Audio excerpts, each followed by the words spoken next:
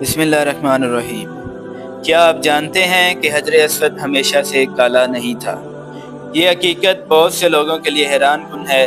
آئیے جانتے ہیں کہ حجر اسود کالا کیوں ہے۔ اسلامی روایات کے مطابق جب حضرت ابراہیم علیہ السلام اور حضرت اسماعیل علیہ السلام نے اللہ کے حکم سے خانہ کعبہ کی تعمیر کی تو حجر اسود کو اس کے مخصوص مقام پر نصب کیا گیا۔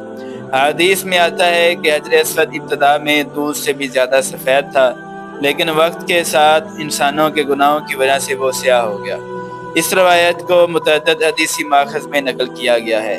ایک اور بات بھی جاننا ضروری ہے کہ مسلمان حجر اسود کی عبادت نہیں کرتے، بلکہ اسے اللہ کی نشانی اور رسول اللہ کی سنت کی پیروی میں بوسہ دیتے یا اس کی طرف اشارہ کرتے ہیں۔ آج حجر اسود کئی ٹکڑوں کی شکل میں ایک چاندی کے فریم کے اندر محفوظ ہے، کیونکہ تاریخ میں مختلف ادوار کے دوران اسے نقصان بھی پہنچا۔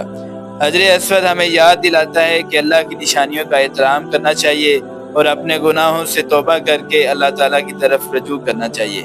اللہ تعالیٰ ہمیں اپنے گناہوں کی معافی مانگنے اور نیک اعمال کرنے کی توفیق عطا